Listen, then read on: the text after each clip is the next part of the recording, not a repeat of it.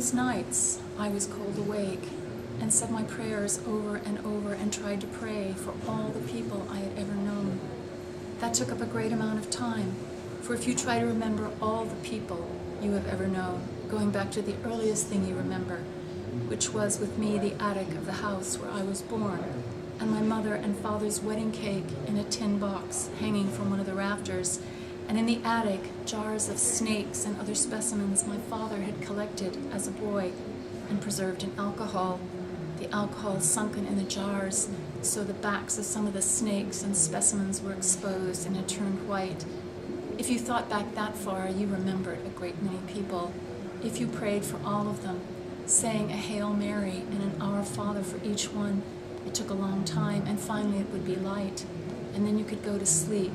if you were in a place where you could sleep in the daylight. On those nights, I started to remember everything that had ever happened to me, starting with just before I went to the war, and remembering back from one thing to another.